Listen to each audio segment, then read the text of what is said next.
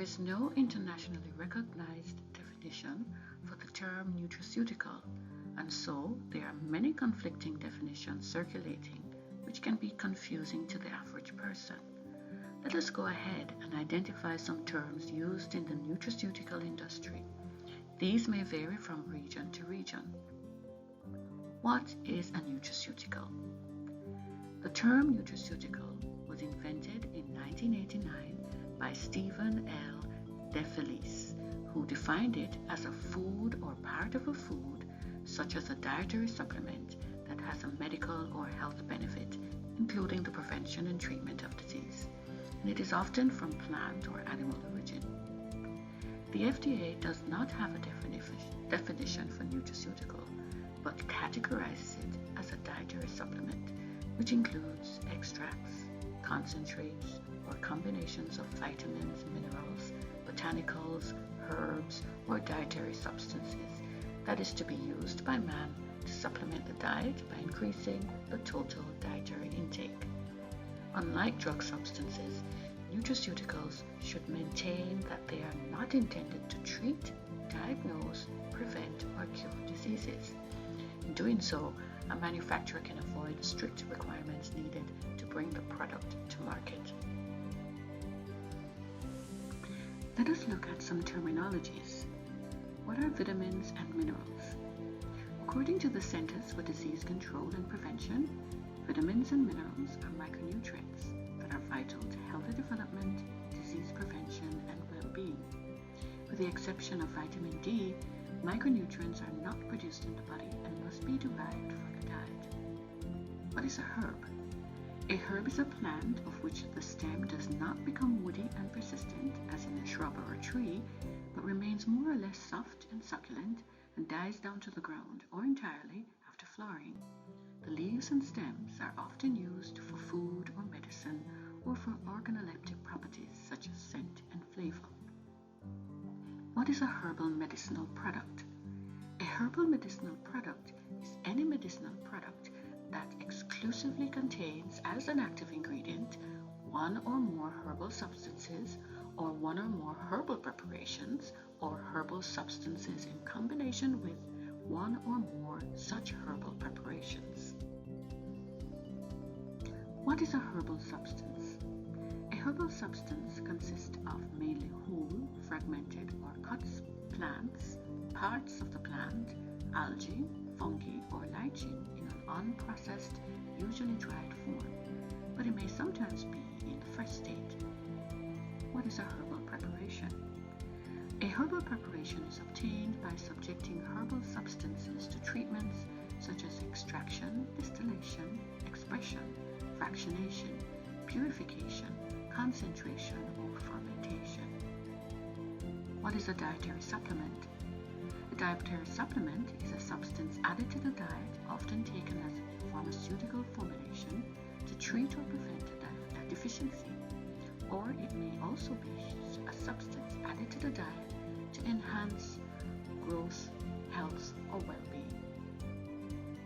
According to the Office of Dietary Supplements, botanical is a plant or part of the plant that is valued for its medicinal or therapeutic properties, flavor, and or scent.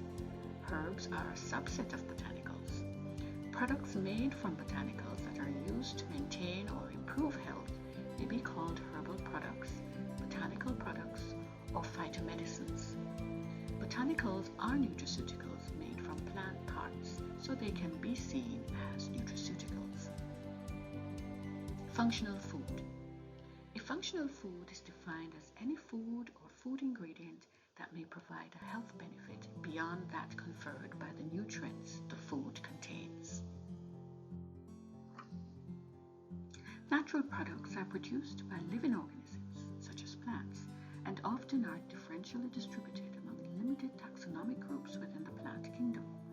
These compounds, also known as secondary metabolites, confer important adaptive significance in protection against microbes, as attractants for pollinators and seed-dispersing animals, and as allelopathic agents.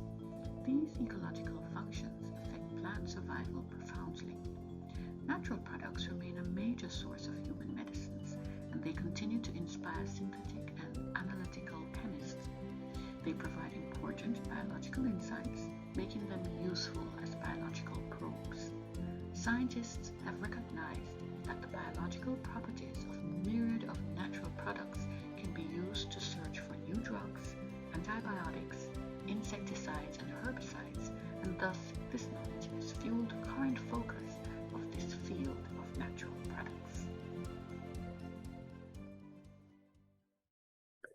Okay, so good afternoon, everyone. It's afternoon now at the point of this recording, and we have a special guest, Ms. Shante Rodney, and she allowed us to interview her during her busy schedule. As you can see, she's actually in the lab now.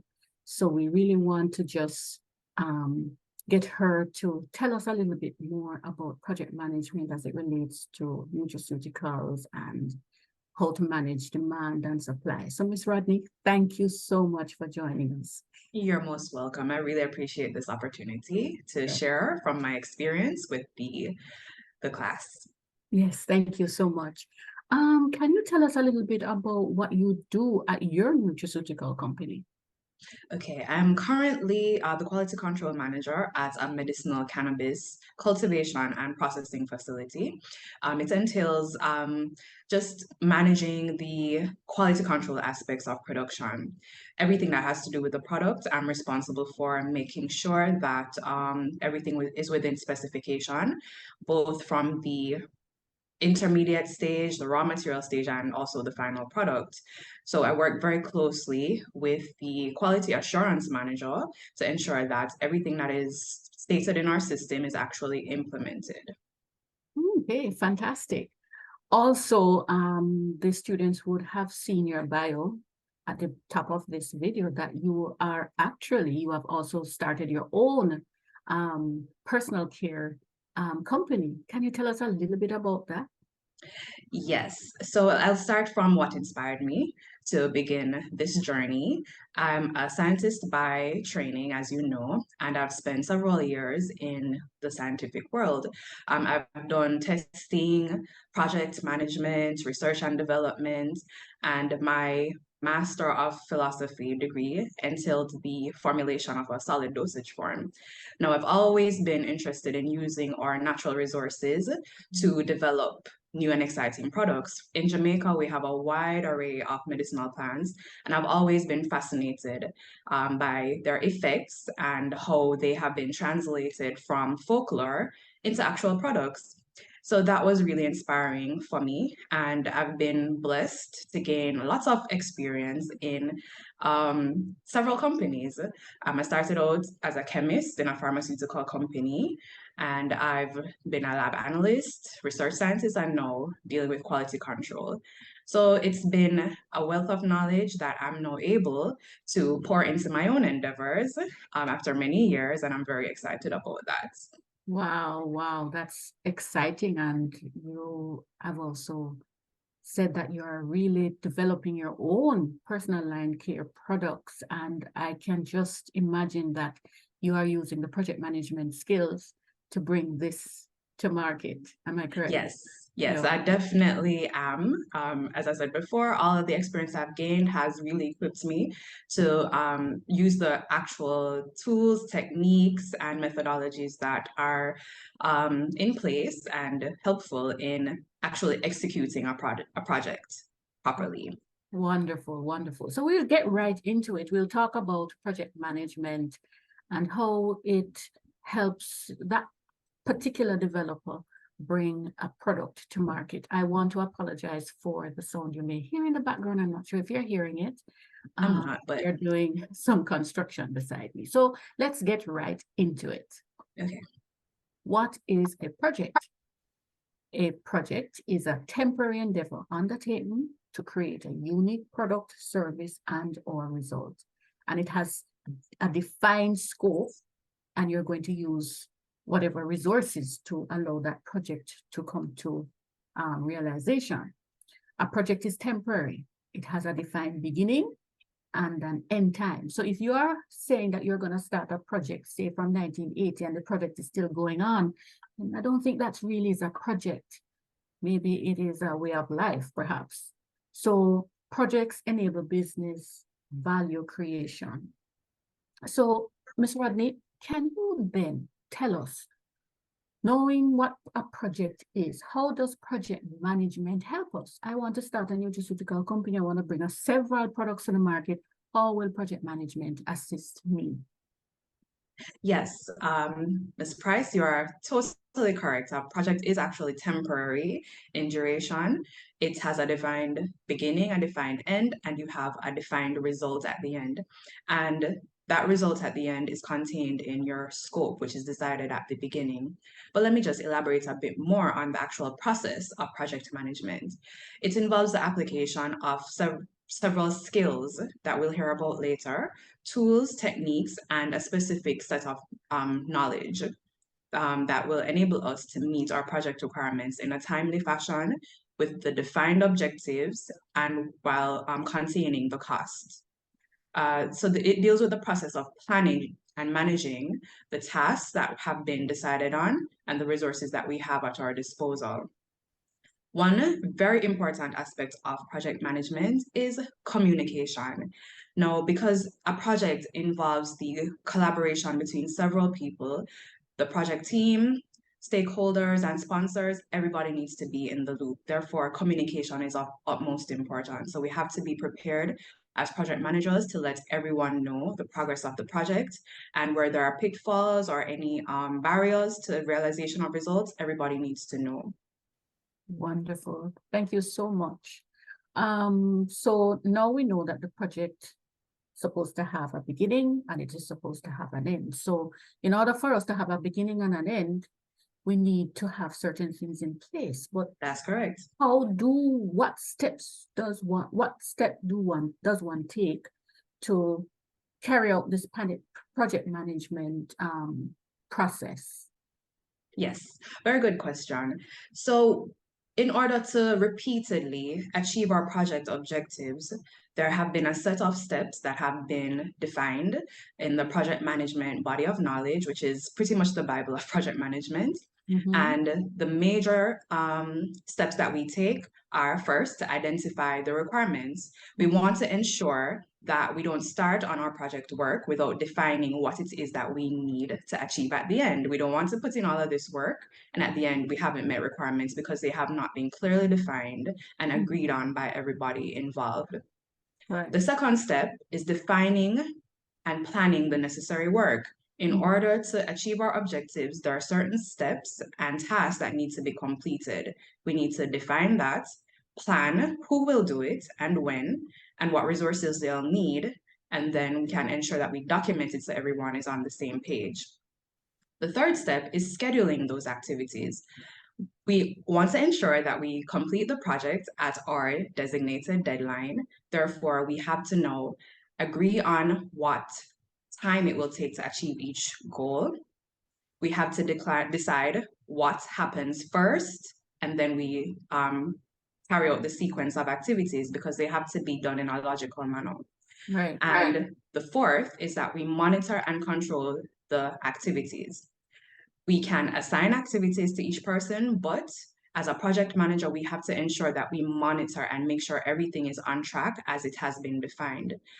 Controlling project activities includes, once we've noticed that something may be off track, we implement our corrective actions or our corrections right away to ensure that not much time is lost.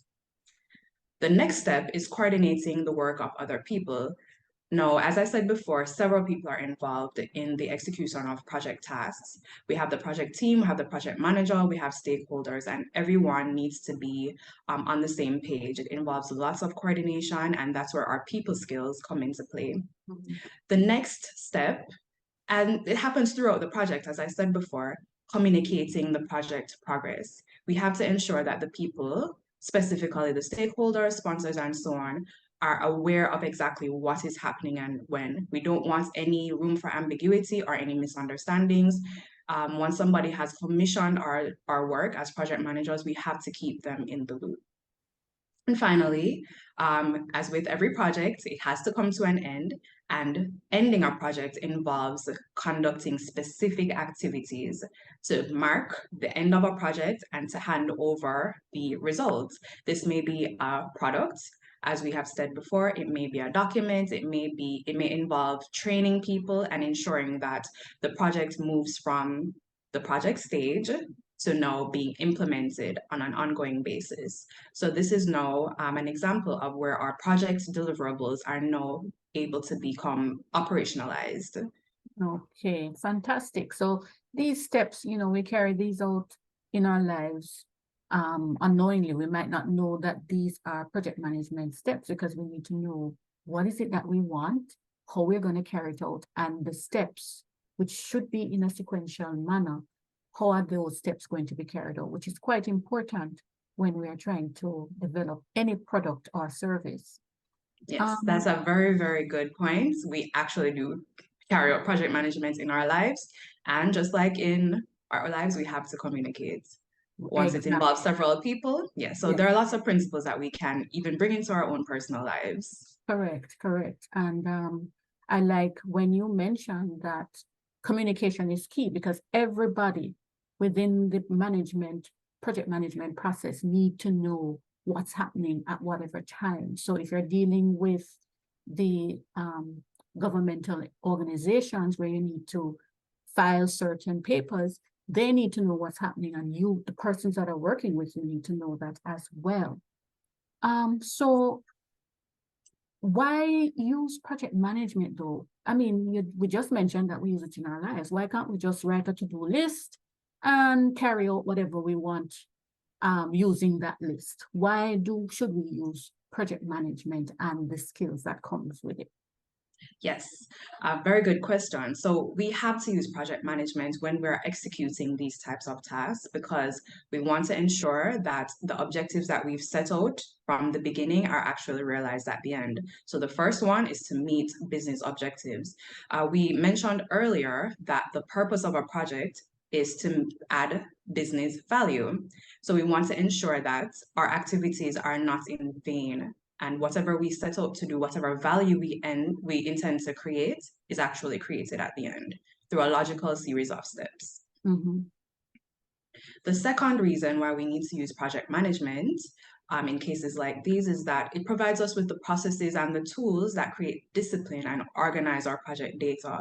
We want to ensure that whatever we're doing is repeatable and it's objective and not just because somebody likes a particular area or likes to do a particular activity, then the emphasis is there. We want to ensure that everyone is equipped with the tools that are needed to ensure that our project data is organized and we coordinate well the different components. Right. Thirdly, we use project management in order to define the scope. It's very important that we define the scope because we don't want to have at the end of the day, we do not meet our project requirements. Defining our scope enables us to do only what is necessary. We do what is necessary and only what is necessary. Sometimes as humans, we're tempted to add what we perceive as value by adding to the scope because we're saying, well, if the sponsor wants X, if we give them X plus Y, they must be happy. But what we need to understand is that when we add an additional component, it has other repercussions for later on. It may increase the time that we have to execute the project. It may increase the budget. It may cause unintended consequences that because we did not add it to the scope, we did not analyze, we did not realize until it was too late. And that affects the success of our project. So that means we are, one can stretch themselves too thin. Too thin, correct. And so even though you have a good eye for business in terms of what the demand will be for a particular product, if you don't contain your scope, then it means then that you're going to overrun on a lot of things. That's correct.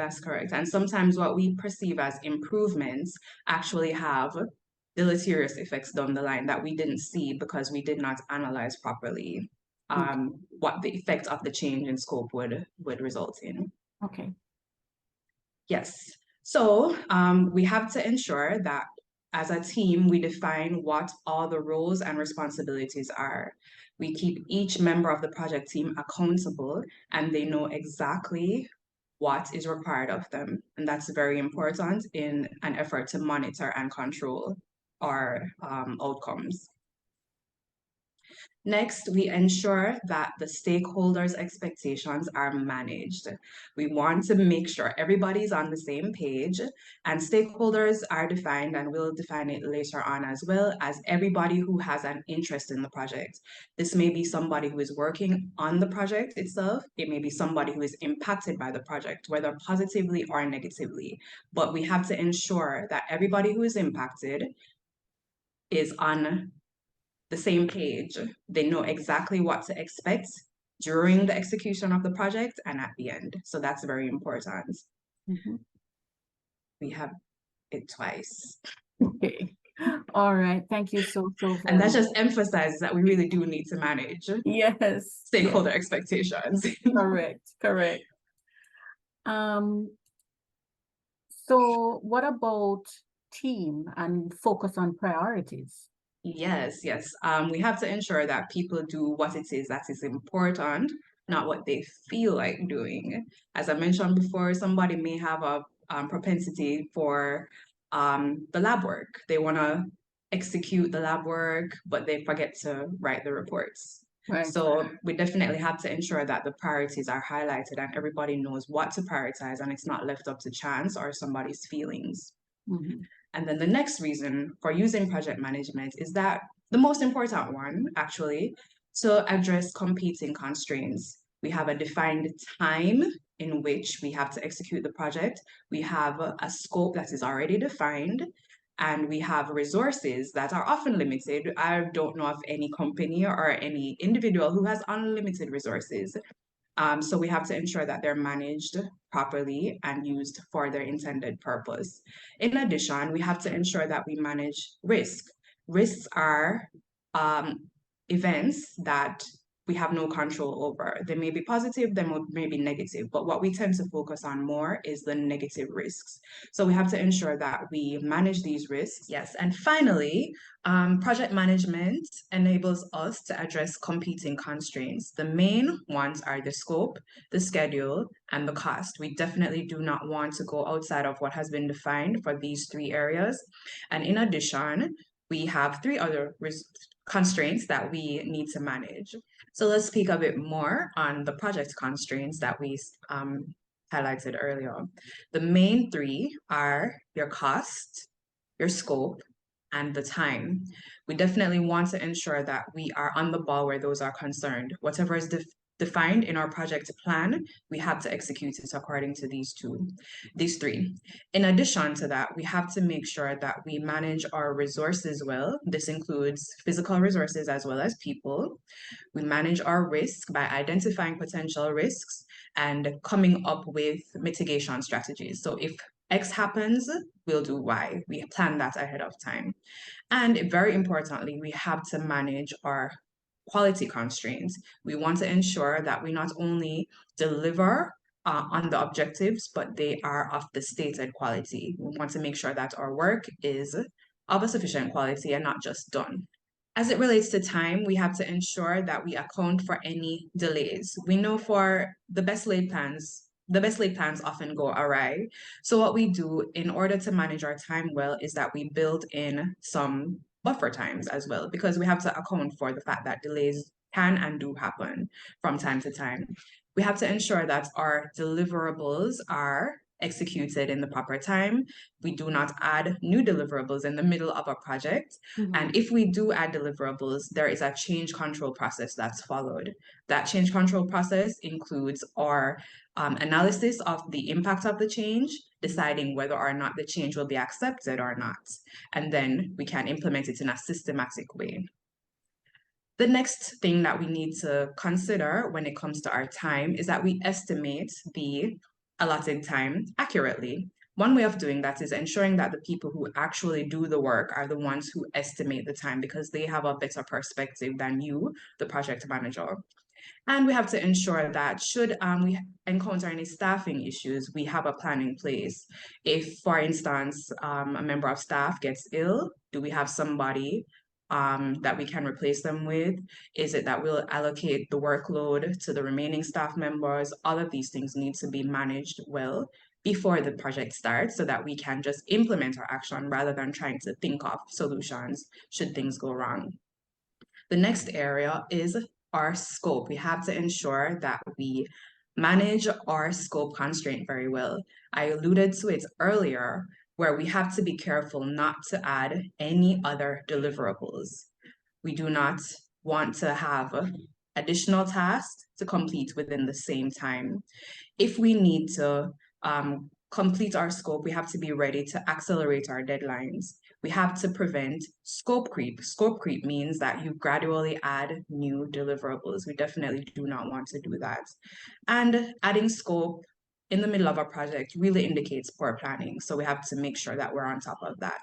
Mhm. Finally, and a very real constraint that many of us face in the work world is cost. We have to ensure that should prices change throughout the completion of our project, we have a buffer built in as well. That's also a part of our plan. We have to ensure that should we have any staff changes, we can account for that in our budget as well. And if there are additional requirements outside of our control, we also need to be able to afford that. So we plan that in our budget. And although we do not want to add new deliverables, if we've gone through a change control process and we've decided that, yes, we're going to add new deliverables, how will we pay for that? So that also is included in our project plan. Right. Thank you so very much, Ms. Rodney. So we have covered quite a bit of material so far. So in order to engage our viewers, I'd like to ask a question, and it's a true or false question, and we will share the answer in a couple of slides down. So the question is, a botanical is a plant or part of the plant that is valued for its medicinal or therapeutic properties, flavor, and or scent, and can be considered a nutraceutical. Is this true or false? All right, so we will look at the answer as we progress through the presentation.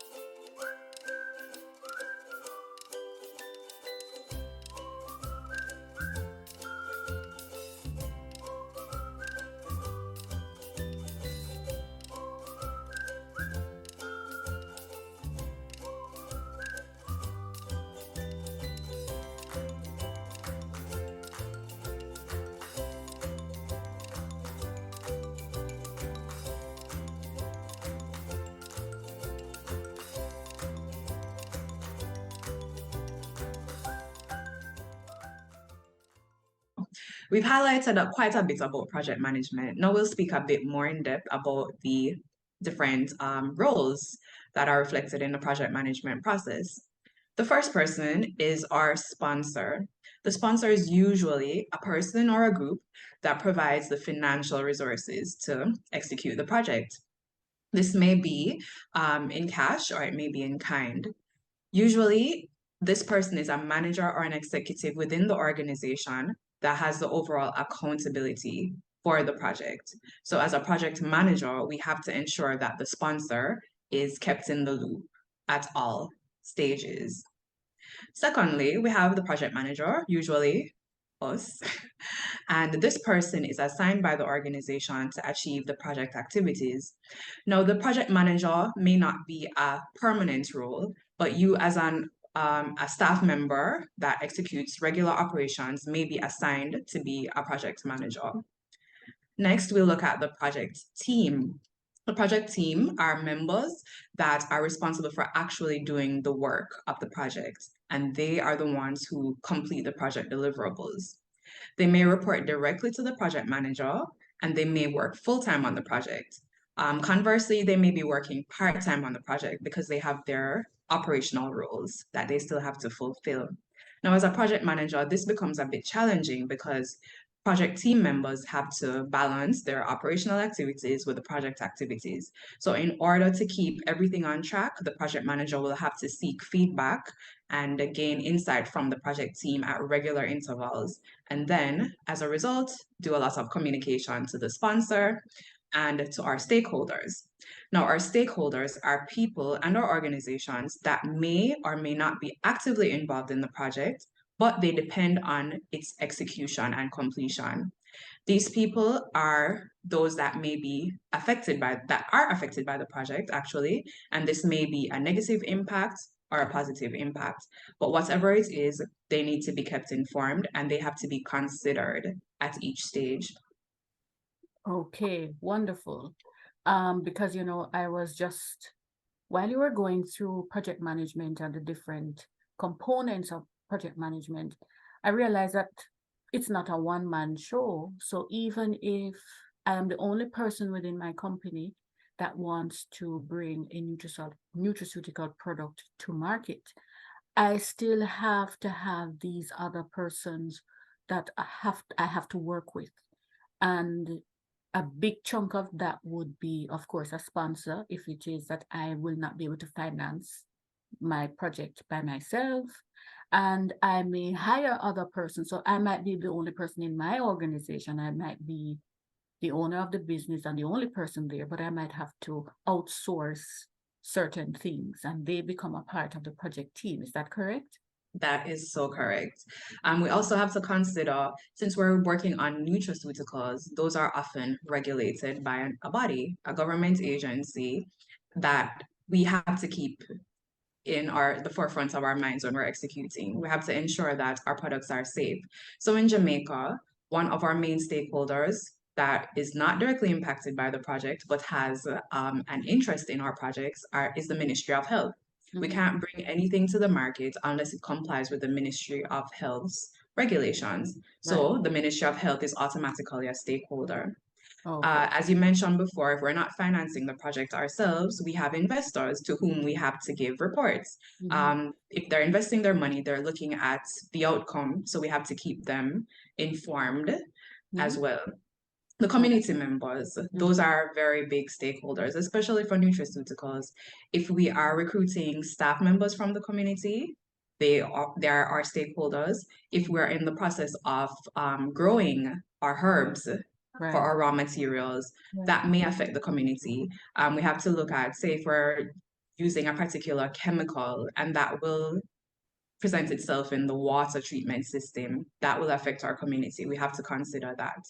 Trade unions, we have to ensure that we are following all the labor laws as it relates to our staff members. The government is a stakeholder in almost every project that I can think of. So we have to ensure that we are meeting governmental requirements as well. And very importantly, our customers, we have to ensure that our potential customers are considered from the stage of developing our business case, we have to ensure that our project is feasible, first of all. So we have to consider the customer's needs as well.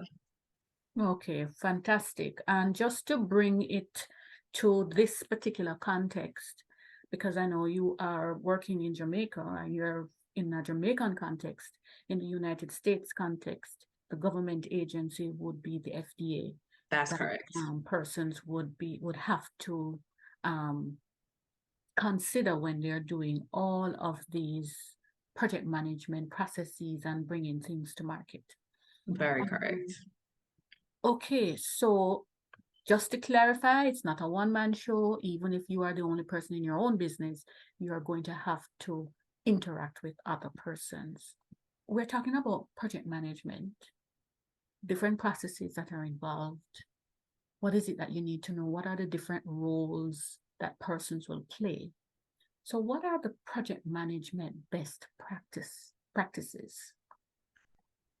The best practices that have been identified in the project management body of knowledge is first of all, using the project management approach that captures the business case. The essence of the business case needs to be reflected in the activities of the project, because at the end of the day, we're not just carrying out a project for fun or as a hobby.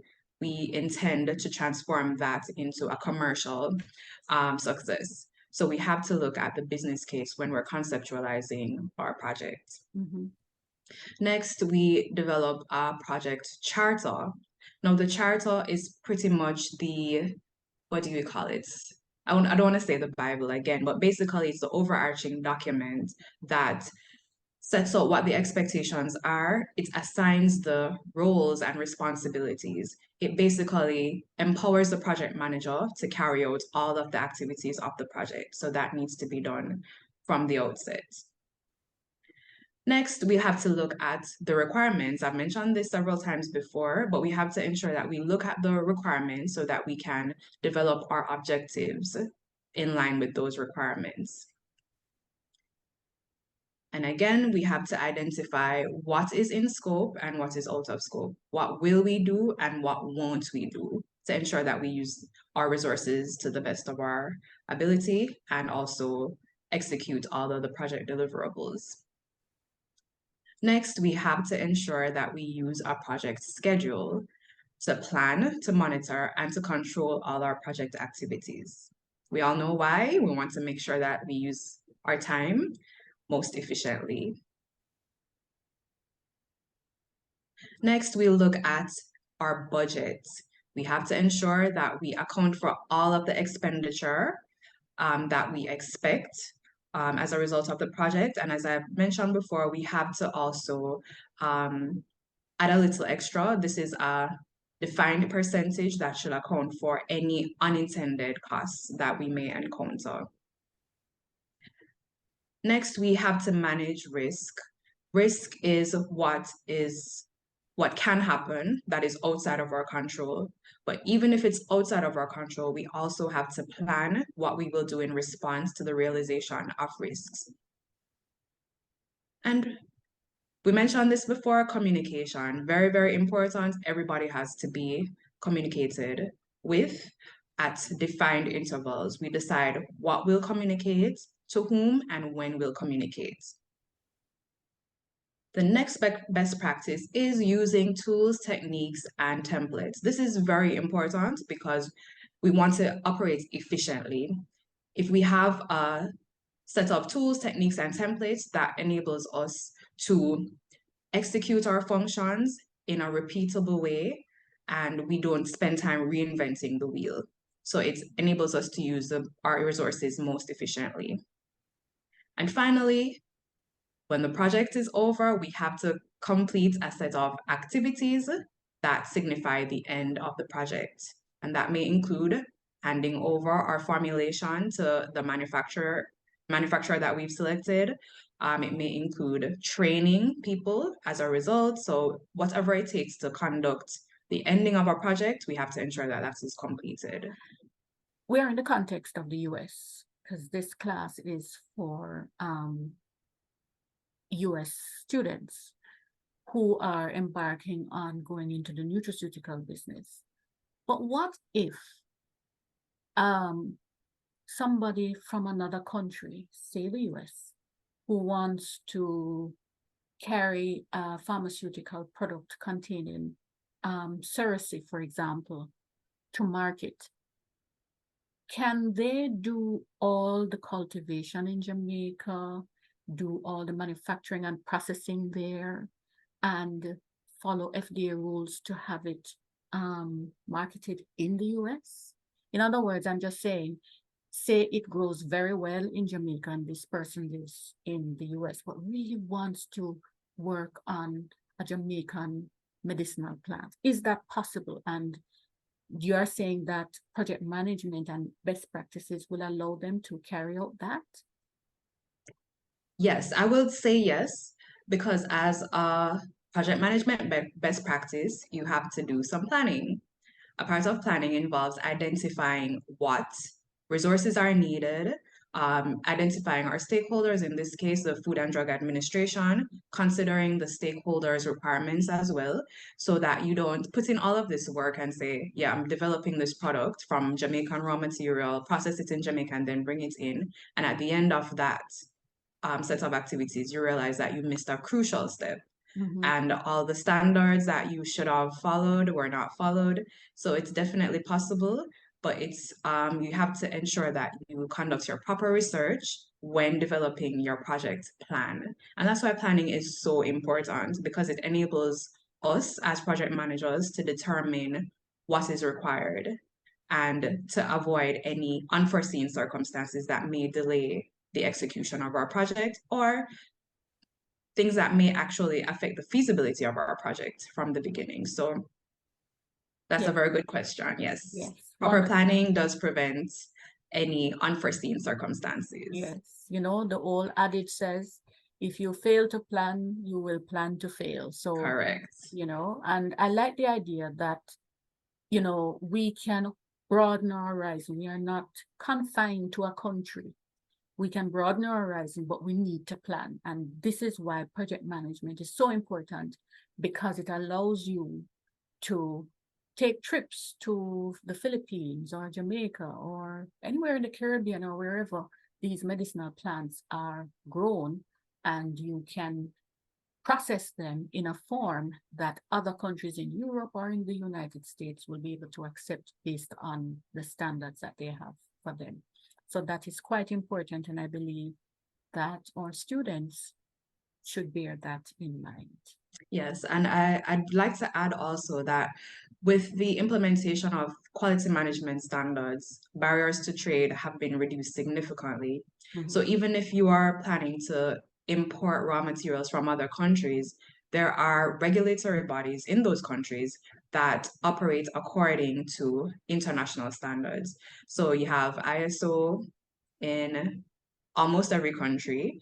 You ensure that you follow the ISO principles, and that makes your transition into another jurisdiction that much easier. Yes. So all of these principles are adopted worldwide, and as long as they're followed, then the barriers to trade have been reduced or eliminated in many cases. Excellent, because, you know, I don't think countries want you to carry the live plant to plant here for harvesting, you know. So if it is that you can follow these standards, you know, to reduce the barrier to trade, as you mentioned, then, you know, persons are able to now broaden their product line, you know. Yes. We might not grow Cerecy here, but we have the product, because we have identified an area that it grows very well in. We can process it, and we can bring it to the standard that the FDA or the European Union would have wanted for us to trade with these countries. Excellent. Yes, and I have personal experience with that. As we mentioned before, I work in a medicinal cannabis facility, and we exclusively export. So we have to operate according to good manufacturing practices, both in Europe as well as in Australia. So even though our operations reside in Jamaica, we are growing for purpose and according to defined specifications as outlined by those regulatory bodies. So it's quite possible. Wonderful. Thank you for that. Thank you. It's a practical way of ending this part of the discussion. So, students, this is a question. A botanical is a plant or part of the plant that is valued for its medicinal or therapeutic properties, flavor, and or scent, and can be considered a nutraceutical. Is that true or false? If you chose true, then you should give yourself a good little round of applause. Yes, botanicals are nutraceuticals made from plant parts, so they are considered or seen as nutraceuticals. Now, they say project management is an art. Can you explain this statement? Yes, I totally agree with this statement. Project management is an art. It's an art that's actually based in science. And the reason why we say it's an art, it's because it involves so many soft skills, not just your technical expertise, not just the knowledge of the tools and the techniques and the processes, not just generating templates that can ensure repeatable execution of activities, but it involves soft skills. As you know, with any endeavor that includes coordinating the efforts of several people, we have to ensure that everybody works together. You have to guide the team. In many cases, because the project team is not permanently assigned to a project, some of your team members may also be junior members of staff. Some people may not be actually that confident in their ability to execute the project or their aspect of the project. As a project manager, we have to ensure that we guide everyone because we have a bird's eye view of what the project entails. We have a unique perspective, and we could include that in guiding junior members of staff and also stakeholders that are not necessarily that technically savvy. So we ensure that we tailor our message to fit everyone. The next soft skill that we need is motivating and directing a team. The project may not be the priority for everyone, but we have to ensure that it is prioritized. We have to ensure that the team knows the significance of what they're doing and we're able to direct their efforts accordingly. Sometimes we need to make creative decisions. Things don't always go according to plan, but as a project manager, we have to be able to think quickly on our feet.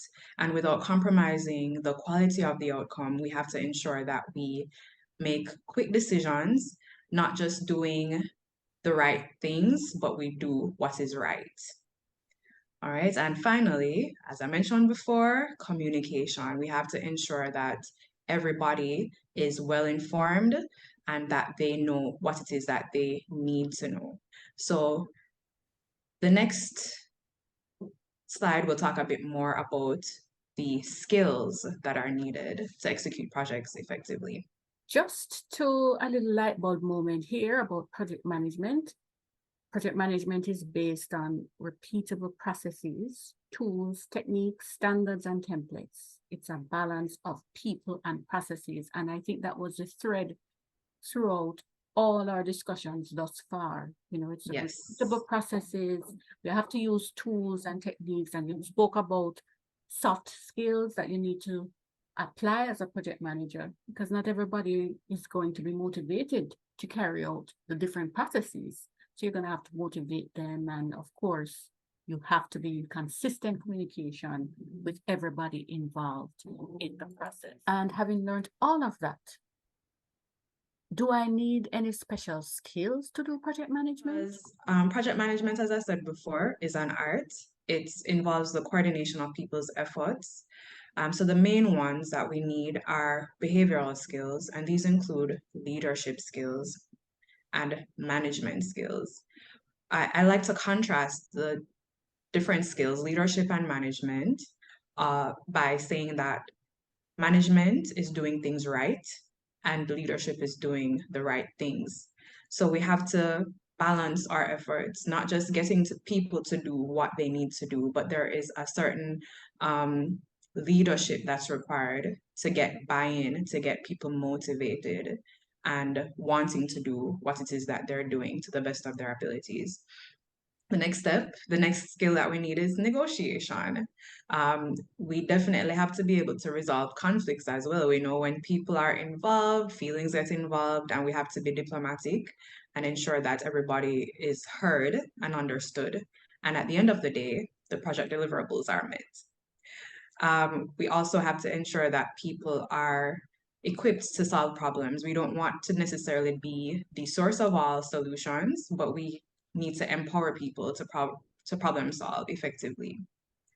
The next is that we need to use our project management tools to manage the project and the tasks and the resources effectively. We've spoken at length about that already, but we want to ensure that we are adept at using the different project management tools that are at our disposal. And finally, as I keep saying, communication.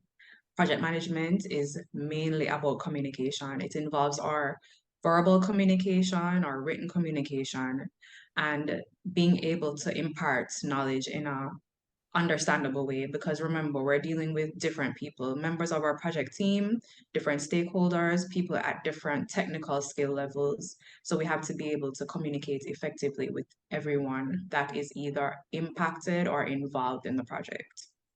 All right. Thank you so, so much. So we are at the point in the presentation where we are going to show an informational video on project management.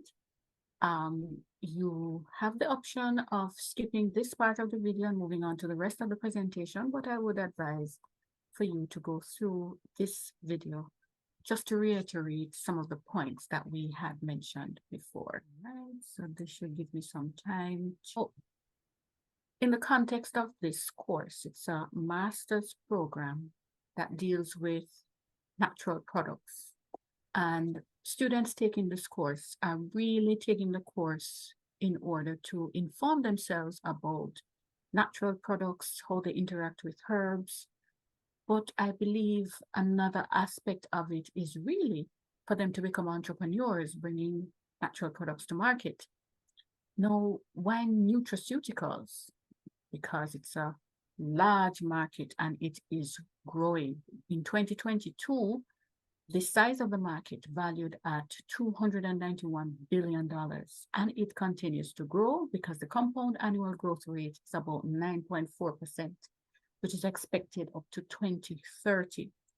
So when we talk about natural products and why it's growing so rapidly, it's because of those driving forces that's causing that market to keep expanding. And many of these persons who are accessing nutraceuticals are persons who want to change their lifestyles. You know, millennials like natural products. You know, when you hear about clean products, you know, natural products, persons tend to gravitate towards that.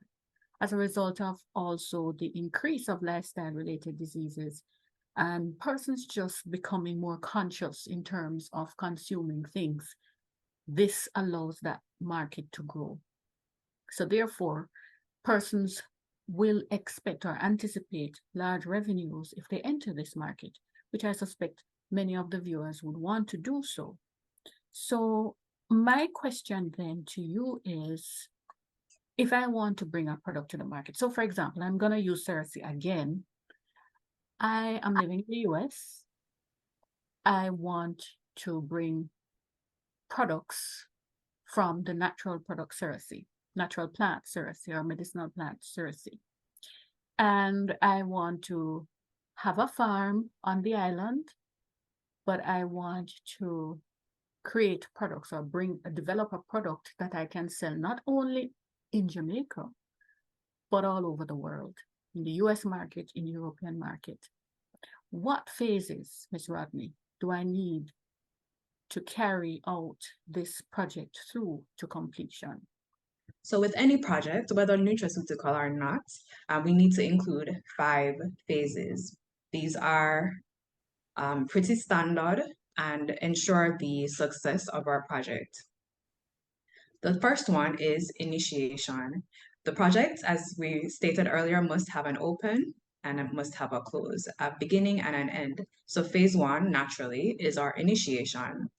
During this phase, we establish a vision and goals for the project. We have to look at the big picture, what it is that we want to achieve at the end after all of our efforts have been realized.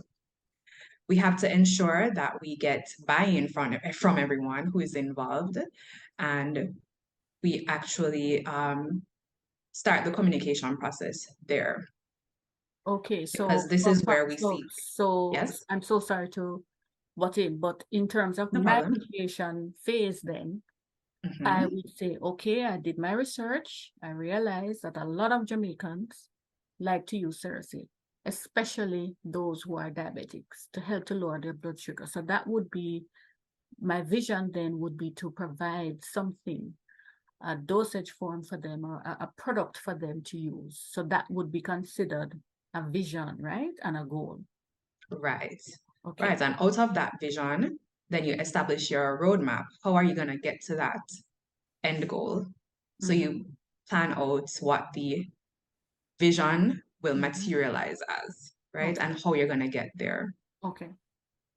And we also, at this phase, seek approval. So, as we stated before, some of our stakeholders are regulatory agencies, and we have to ensure that before we begin our project, whatever regulations need to be in place are in place. So, we Okay. cannot initiate until we've carried it through that phase. Okay. All right. So, next we get to planning. Planning is crucial. There's a saying that says, for projects we plan hard so that we can execute easy. We want to ensure that we plan at the right level to ensure that everyone knows what they need to do, what steps need to be taken, and basically it ensures our success by ensuring that we look at everything that needs to be considered prior to starting the work. We'll get into planning a bit more in later slides because it's crucial. As I said before, if you plan well, your execution will be easy. During this phase, you create your detailed documents that present the project vision and requirements for success. So we ensure that we document everything that we need. This includes our budget, all our resource constraints, what we'll need to execute the project effectively needs to be planned at the outset. So next, phase 3 is what people tend to jump into right away if they're not using the project management principles properly, and this is execution. This is where you actually start to complete our objectives by doing the project work. So if we plan properly, we have our plan and we basically just do what the plan says. All right, so most of the budget is spent during this phase, as you can imagine. When you're just planning, you don't really use much of your budget, but while you're executing, this is where the money tends to get used up pretty quickly. But in order to keep our execution in line with the plan, we have to ensure that we monitor our project performance, and not just monitor it, but control. And this involves supervising the progress of the project, and we ensure that the progress matches up with the plan. So anytime the progress doesn't match up with the plan, then we have to intervene and ensure that we get back in line with what the plan says. If we find that we have any issues where that's concerned, we implement our corrective actions.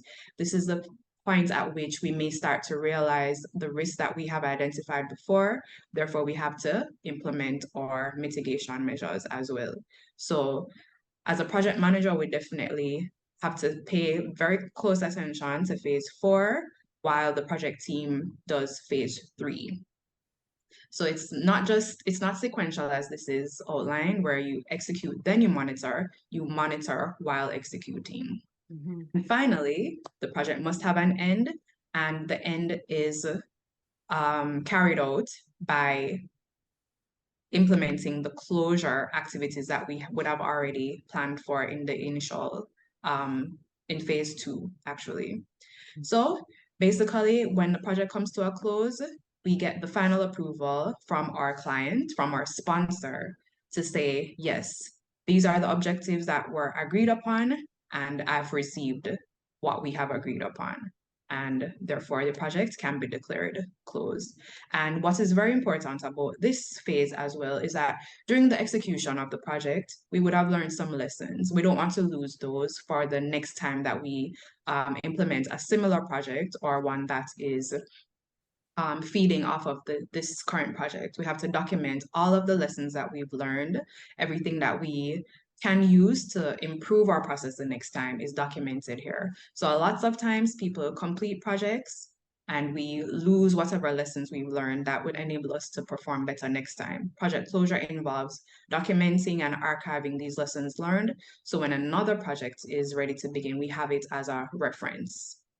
Okay, that's quite crucial, because if you are in one country and you're outsourcing some of these raw material in different countries will have different requirements, and how you do one activity in one country may not be the same in the other, but you would have learned some lessons along the way that really shortens the period in which you get things done, you know? So I like the fact that we are reflecting on all the processes and the phases that we have done, so that we can learn the lessons and approach another project in a different manner, which is going to save time and money as well.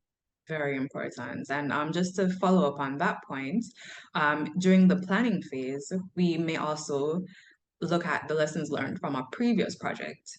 So we don't end up reinventing the wheel. We learn from whatever pitfalls we experienced before. So our planning gets better each time. It's more refined the more we execute projects. We have seen the importance of planning, and planning involves getting the right people together at the right time. And if I should continue with my made-up scenario about my Cerasee that I want to bring to market, I'm not growing the plant necessarily in the country that I am residing in.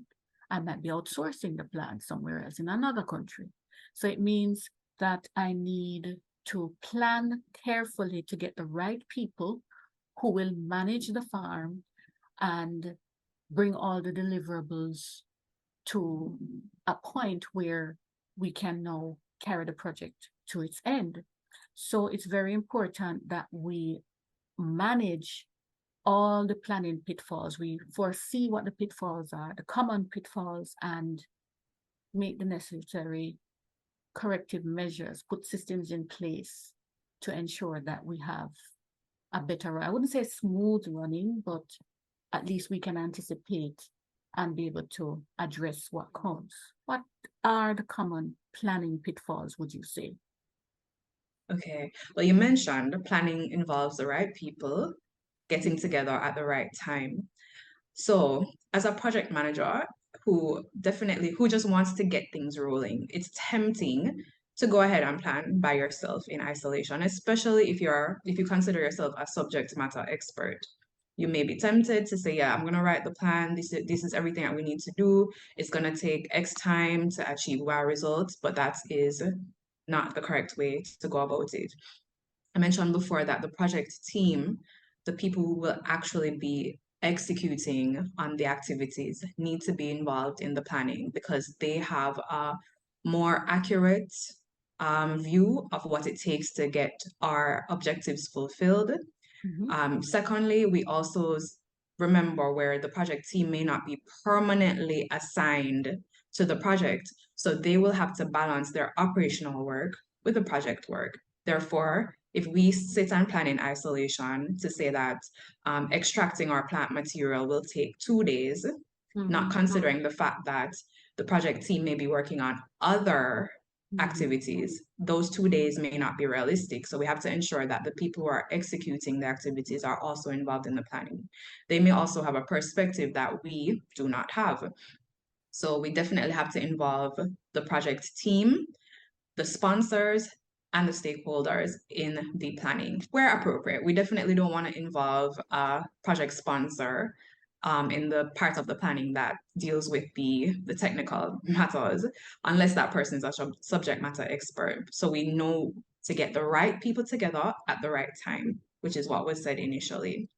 The second pitfall is over planning or under planning. You mentioned earlier that some of us are natural planners, some of us are not. So as a natural planner, I have the tendency to over plan. But the truth is, planning beyond a certain point is often wasted effort.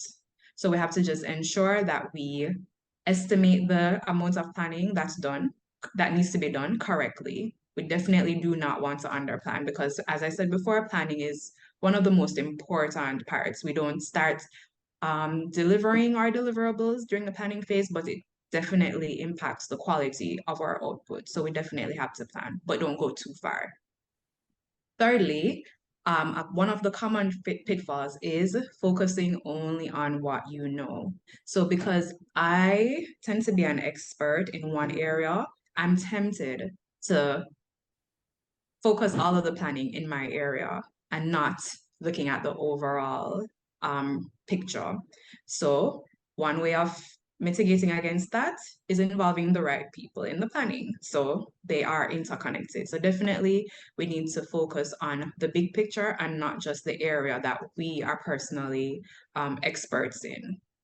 All right, and the final pitfall that I'll highlight here is not considering the business case, the stakeholders, and the sponsors. Remember, our project is intended to create business value. It's not necessarily a hobby, even if it's something that we're interested in. We have to ensure that at the end of the day, the business case is supported and we actually create value. So we may like the thought of developing a syrup from Cersei because we're thinking, oh, children will be more likely to, consume a syrup versus a gel capsule or something like that. But we have to consider the business case. Who is more likely to be our consumer? We have to cater to that person. So somebody older is not necessarily going to want a syrup.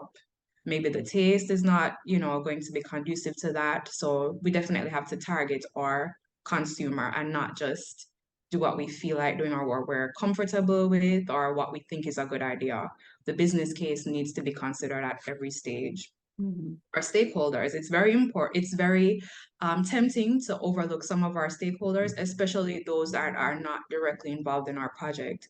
But we have to ensure that we consider our stakeholders because even if they don't seem important to the execution of the project, affecting them in a negative way may cause a halt to our project. So as I mentioned before, if we don't consider the community in which we're cultivating, we may end up with some environmental issues that we didn't consider before that may not necessarily come out at the beginning, but it may cause a halt to the project. So we have to consider that. And very importantly, we have to consider our sponsors. There's a saying that he who pays the piper calls the tune. But we have to balance that because money isn't everything. And the sponsors need to also get feedback from us as a technical expert. So we definitely have to consider their perspective and also inform them in areas where they are not as competent. Let me not say competent, not as informed. Yes. So those are the 4 things that we have to consider and avoid when we're doing our planning. So there's a misconception that planning is a waste of time at the expense of completing project deliverables. We need to resist that urge to put together a quick plan on our own. Don't just write a to-do list. We have to do our due diligence in planning. Critical components may be overlooked and resulting in overruns of scope, time, and/or cost. And this is just a light bulb moment.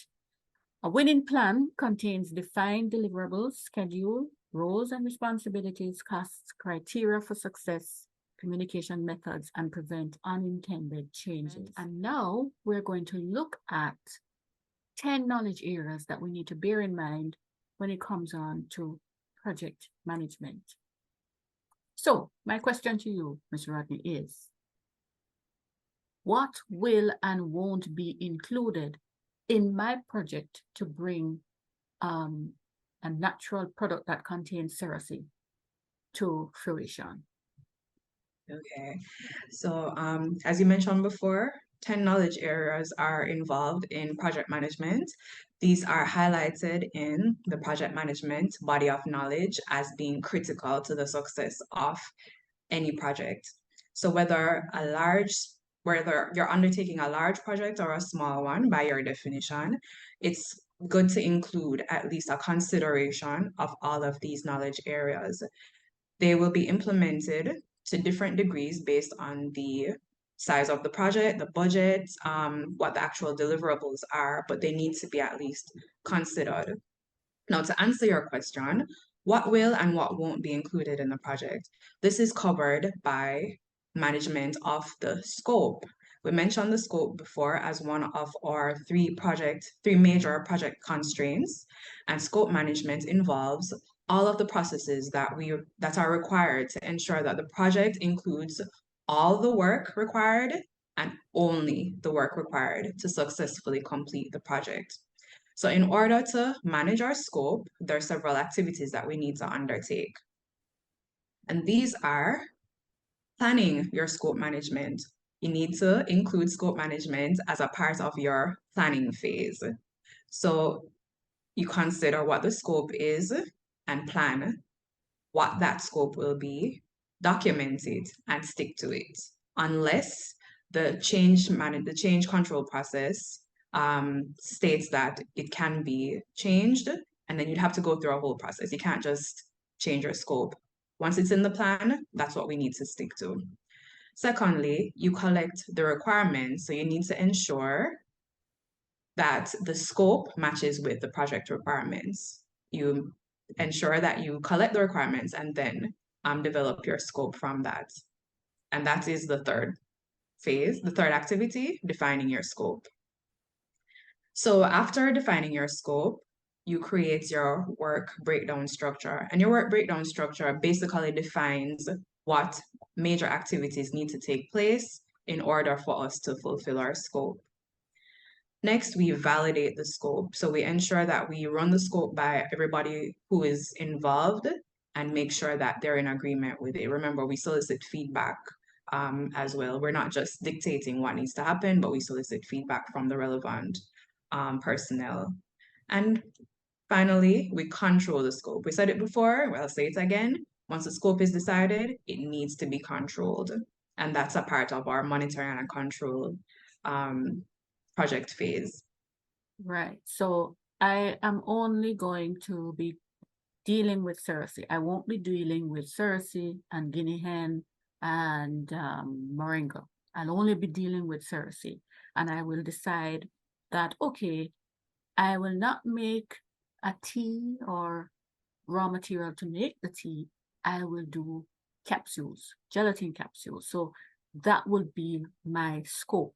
Am I correct? That's correct. Okay. And another thing is, if you've decided that, all right, my dosage form will be 2 grams, and then you decide, oh, yes, the plan said we're gonna do 2-gram capsules, but I think we should add a 4-gram capsule too. No, you have to control it. If it says 2-gram capsules only, that's what we stick to. If we want to develop a 4-gram variation later on, that's a new project. Okay. So we'd have to start it all over. Or alternatively, if you present this idea after the project has already started, and you've run it through the change control process, and somebody says, okay, fine, we can add the 4 grams without much negative impact on the project in terms of the cost and the time. Yes. Then yes, we put it through the change control process, and then we can implement it. But we have to control it. We can't just decide on a whim to go ahead and change it. Okay, that's good to know, because sometimes you get very exuberant and we're like, oh, if we can do this, then we can do that, then we can do this, And then you end up with cost overruns and then a delayed project. And once you've done that, your project has failed. Okay. So when will the project or project components be delivered? How will I know this? How do I plan for this? Okay, so you answer that question through your management of the schedule. And this allows the project manager to determine when the project will be completed. How do we know when the project will be completed? By executing these activities. So planning as I said, we start with planning in every case. We plan schedule management. We don't just implement a schedule. We have to plan how the schedule will be managed. Okay. The next thing is that we define what the activities are. And as a result of defining the activities, we determine in what sequence these will be carried out. So it's not one person working on something, one person working on another thing. Many times the work of one person feeds into the work of another. So we have to sequence it and make sure that it's carried out in a logical manner. After that, we estimate the duration of these activities. And that will enable us to put together everything. When we develop our schedule, that will include the activities, the sequence, the durations, what activities can happen at the same time, because it's not always sequential, sometimes it's concurrent. But in our schedule management process, we're able to look at the big picture. So instead of, say, waiting on step A to be finished before we can start step B, maybe we can start step A and step B at the same time, and then we move into step C. So it's very important that we implement our schedule management and carry out these activities. Okay. And finally, again, control your schedule. If something is not going to go according to schedule for whatever reason, you look at how you can implement strategies. If it's a case where you planned for 3 people to execute an activity and you realize that the deadline is fast approaching and you're maybe 50%, you may decide to add more people in order to get the work done in the right time. But in an effort to get on the right schedule, you have to assess the impact, because if you add more people, that's going to increase the cost. So it's a balancing act. And that's what your schedule management plan will enable you to see before the project even starts. Right. So it's a lot that goes into it, and you have to kind of step into the future a bit to see what you need to plan for in the present. Because that's correct. If you are planning something and it goes wrong, you shouldn't be like, oh, it went wrong, what should I do? You should have something in place just in case that's correct. could happen. Okay. And also you may decide to add a little extra time overall, just so you can have that wiggle room in case something goes wrong, which almost always does. But by controlling your schedule properly, it should not go beyond what is a reasonable delay. Yes. Okay, so I have done my planning. I have looked at all of the schedule management activities, and now I'm looking about cost. What will it cost me? And who will pay for it? That's right. And these are critical components of your cost management knowledge area. And this includes the activities that we undertake to plan, estimate, budget, finance, fund, manage, and control costs so that the project will be completed within the approved budget. All right, so many times we look at budgeting only, but we don't look at how it's going to be paid for. So we have to include funding as a part of our cost management as well. So the first activity that you do is plan cost management.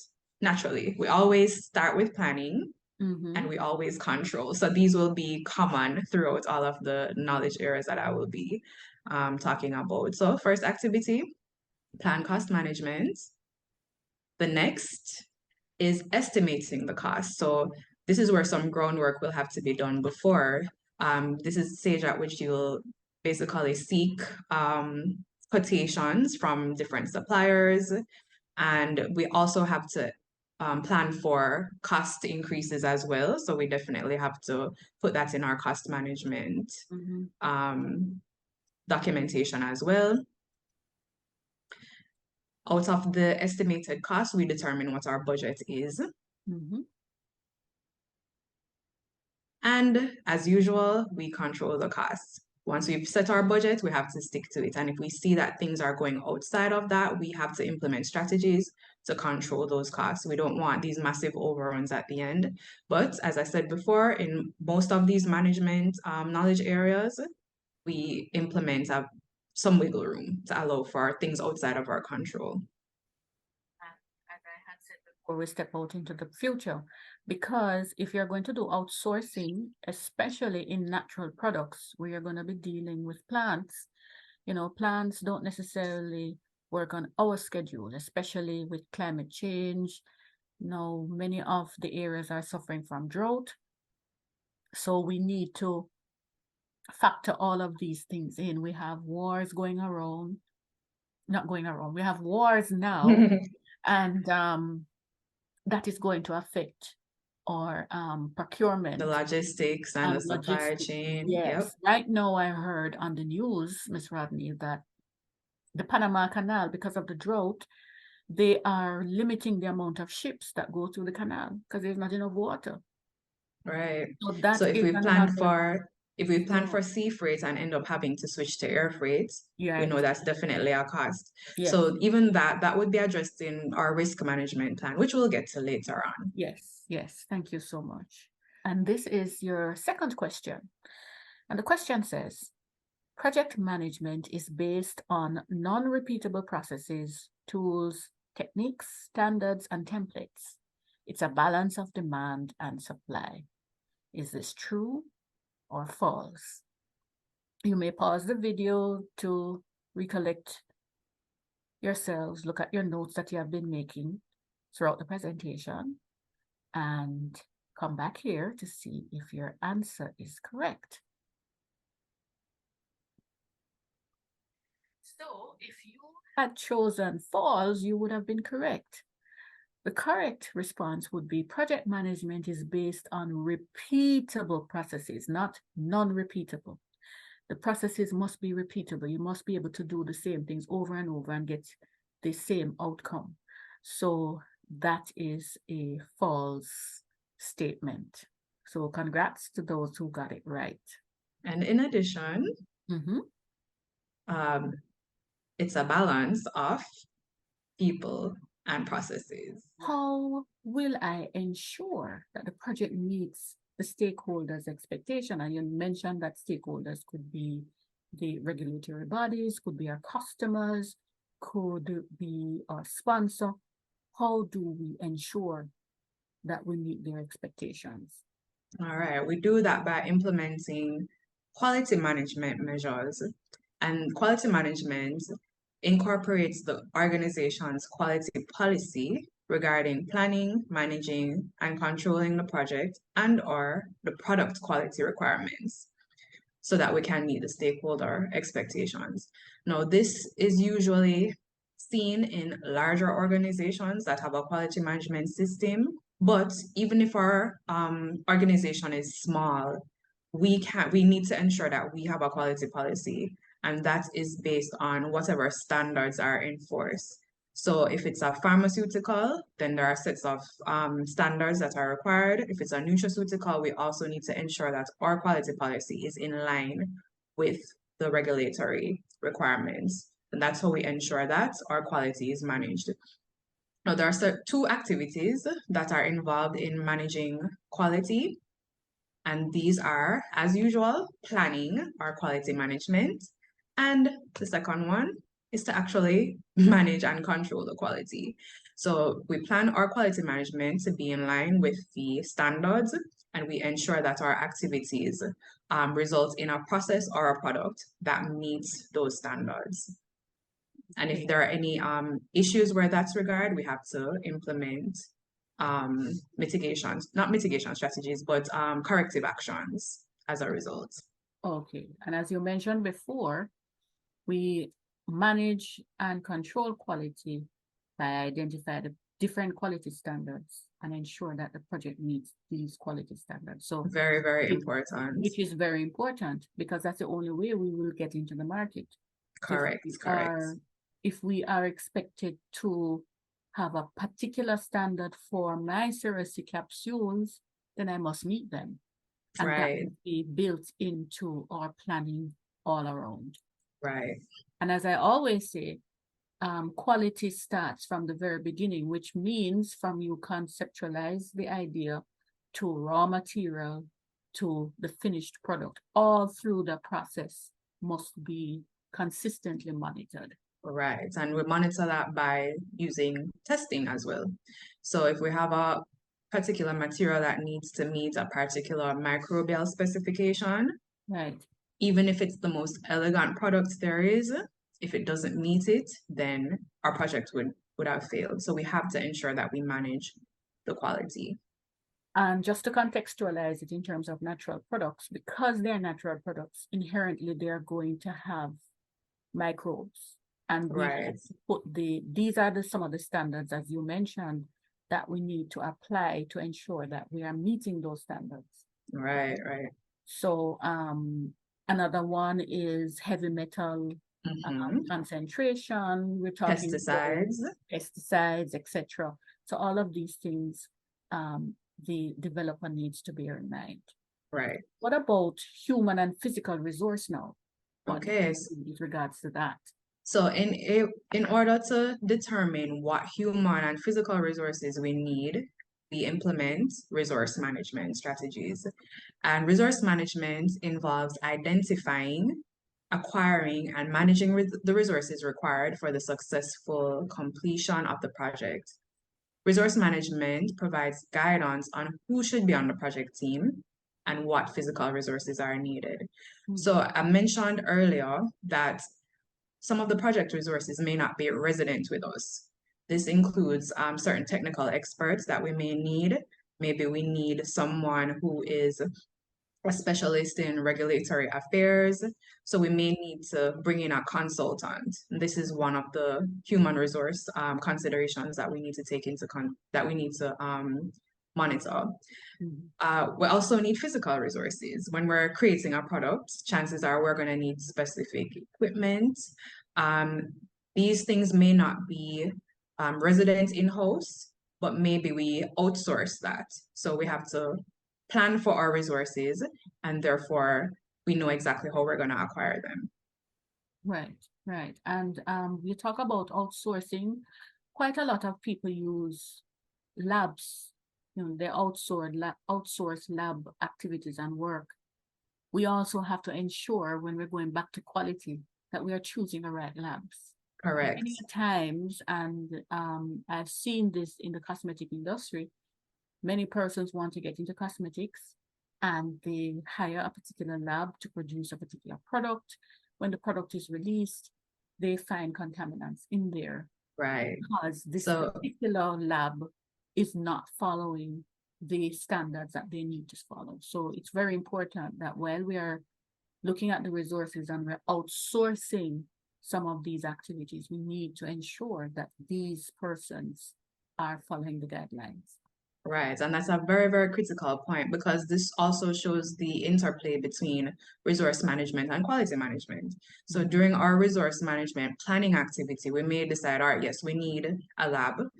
We have the option of building a lab for ourselves or acquiring the equipment, or we outsource it. But we can't outsource to just anyone. And if we look at the standard requirements, then we'll decide, all right, we need an accredited lab.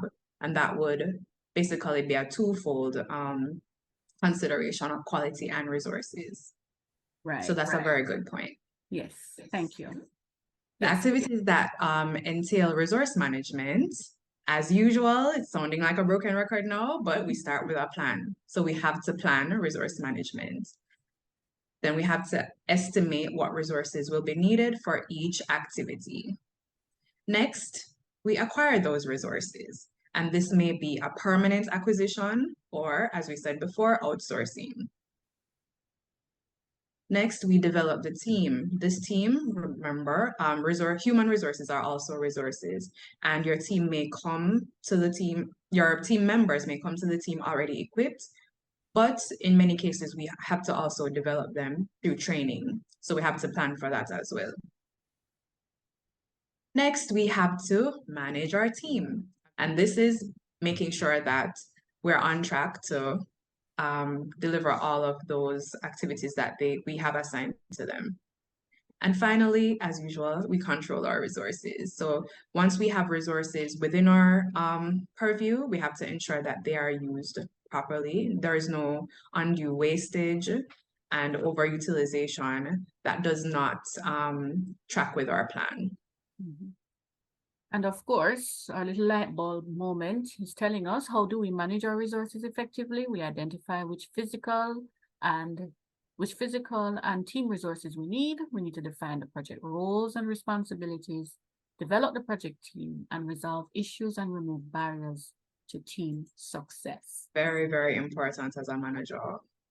Right. We not only assign the work to the team, we also equip them to perform the activities and remove whatever barriers there are to achieving those outcomes that we desire. Okay. Okay, so with whom, how often, and by what means will I communicate with project stakeholders? You mentioned communication is important, but how do I do this? Okay, so communication management answers this question because it outlines the processes required to ensure that timely and appropriate planning, selection, creation, distribution, storage, retrieval, management, control, monitoring, and ultimately disposition of project information is done. That was a mouthful, but basically it shows you just what communication management entails. So we have to ensure that the communication strategy that is devised is appropriate. Remember, different people require different means of communication. So in our communication planning, we consider all of these. We not only create communication, we also we not only create information, but we are also required to dispose of information sometimes. All right, and we need to have a plan for that. So continuous interaction with multiple stakeholders is required, as I've been saying several times. And this knowledge area defines the processes that allow us to effectively and efficiently communicate throughout the project timeline. Very, very important that we consider all of those elements in our communication management. So I bet everybody could tell me what the first activity is in communication management. Planning. We always start with a plan. We don't haphazardly communicate. We have to have a plan. And this entails, as the first, as your question says, who are you going to talk to? How often are you going to talk to them? And how will you talk to them? All right. And remember, communication can be verbal, written, several means, and we have to make sure that we choose the correct method for each person. So your sponsor will need status reports for sure. Certain stakeholders won't need status reports. So you definitely have to tailor your communication management to each person. Right. All right. So after you plan your communication, you manage communication. And that is basically making sure that your plan is executed as it was intended. Thirdly, you monitor communications. So where it is that you are not necessarily the person who is going to execute the communication, you make sure that whoever is supposed to communicate has communicated when they should, with whom they should, by the means that they should. Right. And of course, another light bulb moment is, how do we ensure effective communication management? We develop a communications matrix. And of course, you mentioned this, especially to our sponsors, we produce status reports. They always want to know, what are you doing with my money? So if I should engage a bank, the bank may need quarterly reports on as to the progress of my my project, because of course all of this is about investment. Right, that's correct. And I just want to focus a bit more on the communications matrix. Yes. So this is a document that highlights just what the question asked before. Who am I going to talk to? When am I going to talk to them? How am I going to talk to them? Right. So you document that. You don't just have it in your head. You have a matrix that speaks about the different requirements for communicating with each person. All right. Right. So it tells you who to speak to when this occurs or when that occurs. Right. So feeling in the dark. Okay, so right. This is happening. Who should I call again? You know exactly who to contact. Right. And it also states whether you're gonna use a phone call for this person or if they need an email. It's that detailed. Right. Let me know, but what bad thing could happen to prevent my project of bringing Cerecy as a nutraceutical product to fruition? Okay, and your risk management activities will tell us that for sure, because it allows us to be prepared to respond to unplanned events because we definitely don't have control over everything. It comprises the processes of conducting risk management planning, risk identification, risk analysis, and as you said, response planning. And also, should that bad thing happen, what is the plan for implementing our response and monitoring the risk on a project? So it's very important that we consider risk in our project management activities. One particular thing that could go wrong for with nutraceuticals, remember, if we are growing our raw material, we have exposure to maybe pests or diseases, maybe natural disasters. These are common risks that may be realized. Another thing is we're in a commercial enterprise. We have to look at the market volatility. We have to look at the supply chain. Considering all of these things will make us more prepared to deal with them should they actually happen.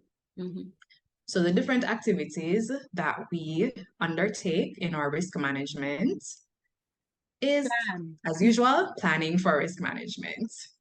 All right. The next step is identifying the risks. So you identify risk based on your knowledge as well. And in order to identify risk, remember in planning, we have to involve a multidisciplinary team. So I may know what the natural disaster risk could be like, but what about the market risks? I'm not a subject matter expert there. So I'd have to possibly solicit information from somebody who's an expert in the field. And that's what risk management is really like. We involve a multidisciplinary team, different people from the team, the project team itself, and we may also seek information outside of our immediate project team as well. And this is important because we want to ensure that we have a big picture view of what the risk could be like so that we can devise appropriate responses. Right. One thing that we're going to go into this now. Perform qualitative risk analysis is our next activity. So qualitative risk analysis is saying whether the risk is high, if it's low, or if it's in between. In terms of its severity or its likelihood. So we definitely have to go through a systematic process for that. There are tools for that we can employ. The next, we look at the quantitative risk analysis. Now, this is putting not just low, medium, and high risk assignments, but we can also decide, all right, and it could be 100% risk, which means that it's sure to happen, or it could have a really, really damaging effect. So when we use our different risk management and risk analysis tools, we're able to quantify what the risk is. Based on what the risk turns out to be, will determine what our risk management strategies are. This is our risk responses, I should say. So for something that is very high risk, we may choose not to engage in that activity at all. Or we may decide that, all right, we don't want this risk to be realized, but if it happens, then we can take X action. So these are the risk responses that we plan beforehand. Next, we implement the risk responses if they occur. But if they should occur, we already know what our response is going to be. So that's where good planning comes into play. So we don't have to waste time. Should the worst happen, we already know what we're going to do. We just consult our risk management plan and our risk assessment, and we definitely know what it is that we're going to do. So we don't end up wasting time or allowing that negative impact to take place for longer than it needs to. We'll take swift action. Right. And our light bulb moment says or asks, how do we ensure effective communication management, develop a communication matrix, produce status reports, which we had said before, And in terms of risk management, it's very important that we communicate some of these risks that may occur, because it makes no sense that one person in the planning process knows about the risk, see things happening, and don't report it to other persons. So communication is always important at every step of the way. Right. And I'd also like to add that we need to ensure that each member of the project team is continually scoping for risks. So at the beginning of our project, we'll identify some risks, but things change over time. And it should be built into our process that we continually look for what could go wrong, because it's not as if we know everything at the beginning and nothing will ever change. So we have to continually identify risks as they occur. Right.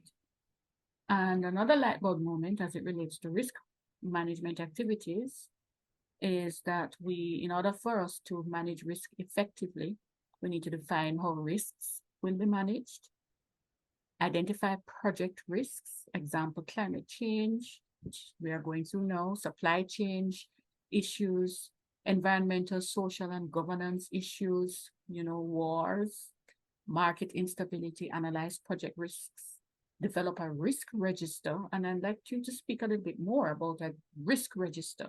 Okay, so the risk register basically is the document on which we record all of these identified risks, the analysis, that is the likelihood and the severity of the impact of that risk, and also what the responses are going to be. So those are all documented on our risk register.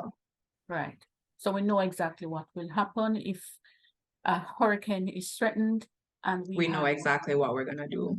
Right, right. And if it is that we are looking at our supply chain, maybe we should have more than one supply chain, just in case one should be, there should be a problem there. For example, the war that may be occurring might prevent these channels from being open to supply our resources. Then we will have somewhere else an alternative.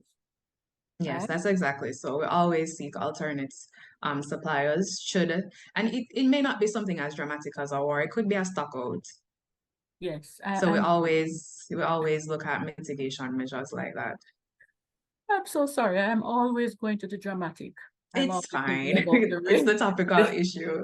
I am just going to the the real worst case scenario. I don't know. It's just personality. That would be reflected on our risk register. I'm not sure any of us saw the war coming, but we would have already planned for major world events, right, and come up with our mitigation measures. Right, fantastic. Okay, so I have done all that you said, that we discussed. So now I'm looking to procure some resources so I can start my Serasi business, right? So how do I acquire resources outside of my organization? So I am living in the United States. I want to do Serasi cultivation, but I don't have any Serasi where I'm at, and it can't grow here because it's cold. We have 4 seasons. How do I acquire resources that's outside of my organization? All right, so we ensure that we acquire our resources by implementing our procurement management strategies. And these are the processes that are necessary to purchase products, purchase services, or if you just want to purchase results that you need from outside the project team. So procurement management provides a framework for managing contracts. So as we said before, resources may be physical or human. You purchase physical resources and you may contract human resources if they're not resident within the team. Okay. All right, so the activities required for procurement management are, no surprise here, planning procurement management, conducting procurement, and this is done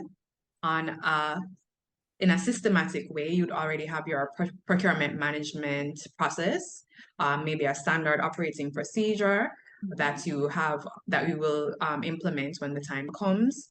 and you control procurement. So some of us here may not be too familiar with some of these activities.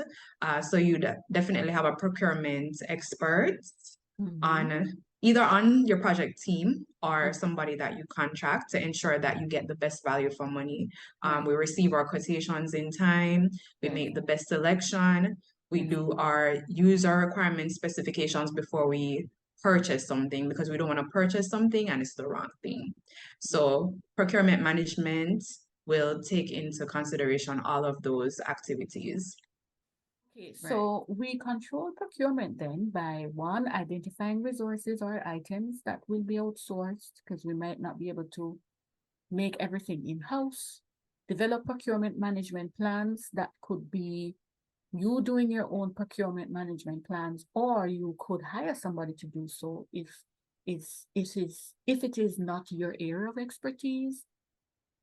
Awarding contracts to vendors is important, and you need to identify if these vendors are persons you really want to work with, if they're going to produce quality stuff, and monitoring and controlling procurement.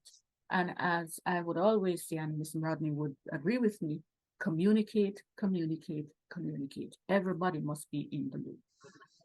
I am now at the point of developing my product, Ms. Rodney, and I want to know who my project stakeholders are and how can I engage them. Now, you mentioned them in passing throughout the presentation. Regulatory bodies, customers, sponsors, etc. Well, how do you manage this? Okay, so stakeholder management includes all of the processes that are involved in identifying the people, the groups, or the organizations that can impact or are impacted by the project. And this impact may be positive or it may be negative. So we have to identify them and determine how we engage them. Okay, and my little light bulb moment is saying stakeholder management is used to determine the expectations of stakeholders and their impact on the project, and develop appropriate management strategies for effectively engaging them in project decisions and executions. Correct. If I'm thinking about my consumer now, does that mean market surveys?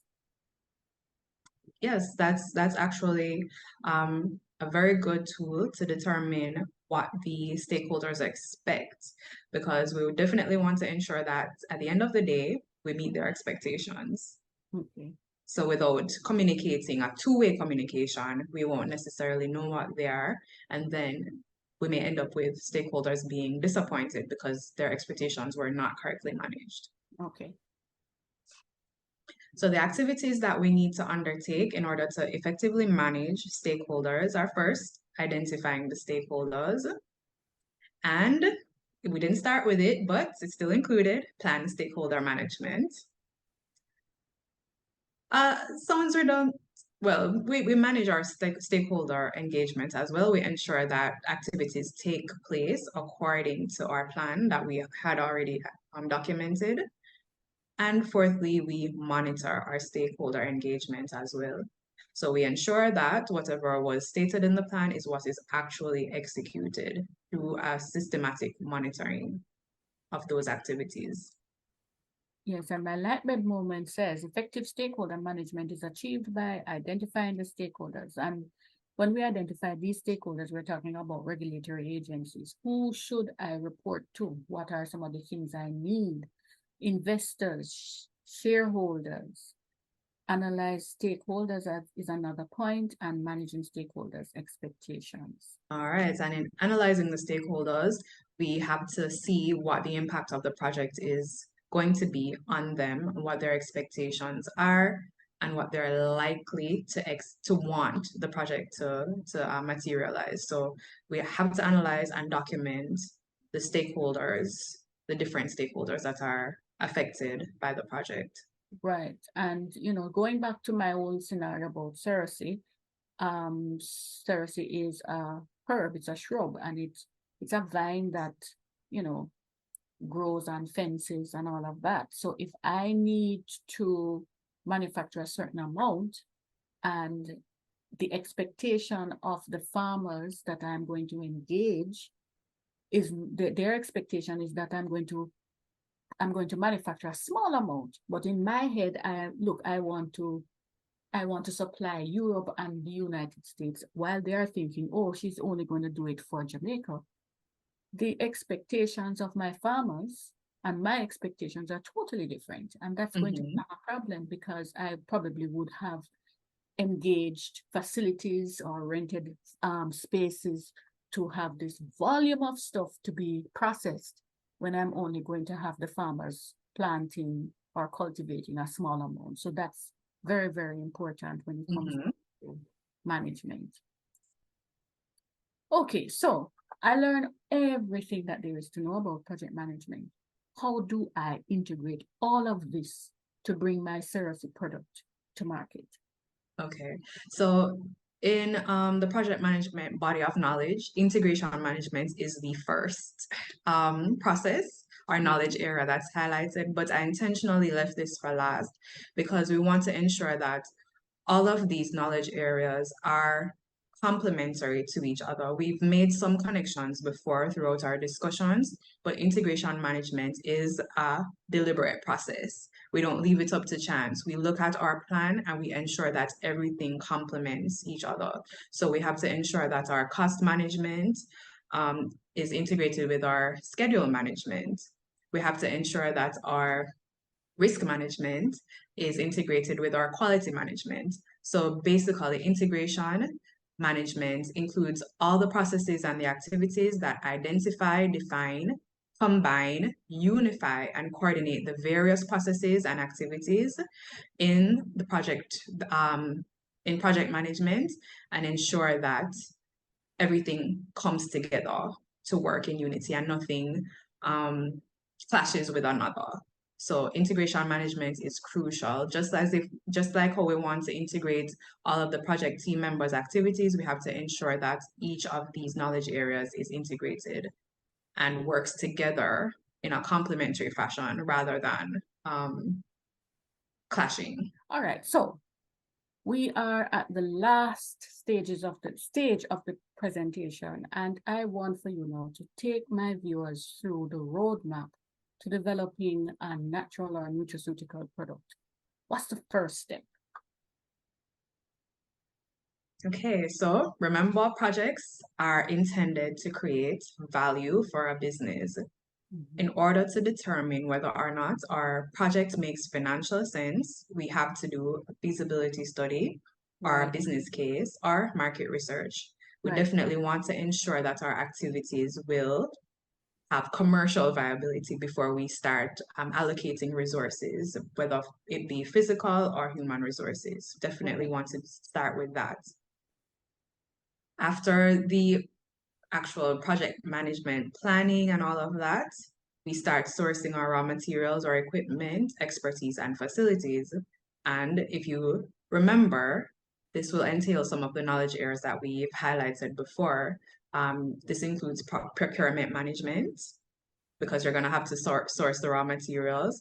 It includes our quality management as well, because our raw materials have to be of a certain quality. If we're going to be engaging experts, then procurement management comes in as well. So we definitely have to look at, for each step in the product development process, we look at the knowledge area that is applicable and we ensure that we encompass the activities that form that knowledge area.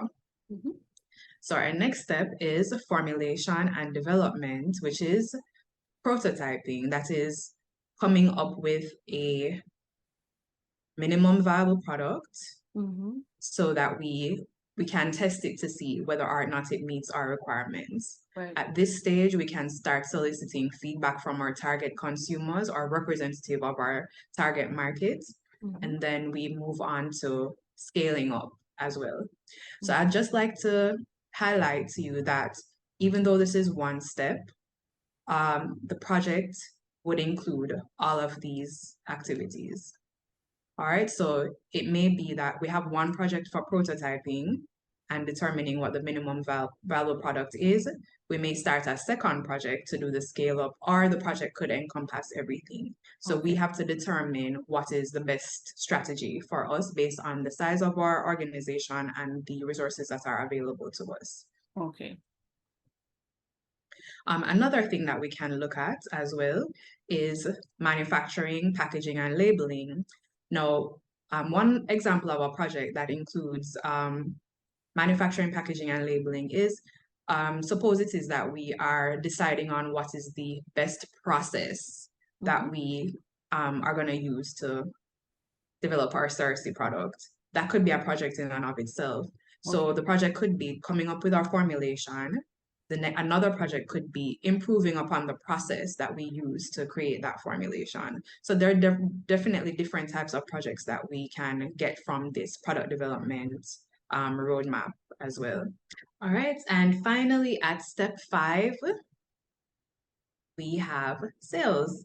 So this is basically the end goal of our project. If we've created business value and we've created a viable product based on market research, and we've supplied the customer and other stakeholders with what they require, then we are now moving to the stage of selling our product, which is the ultimate aim of product development. And we would have realized the outcome from all of our efforts that we have put in. So this is basically the end goal. And once we followed all the project management principles, that means that we would have had a successful project and we can celebrate. All of that discipline has now paid off. Okay, and this will take care of supply and demand, because if we follow the principles of project management, then that takes care of the demand and supply issue in terms of product development, right? Correct. Okay, great. Wonderful. All right, so we are at the end of our presentation, and we have learned so much about project management from Ms. Rodney, and I just want to say we appreciate you being here. We know you're busy. Please let me know if the students have any questions, if they are able to email you and you respond to them. Yes, you may contact me at shante.rodney@gmail.com.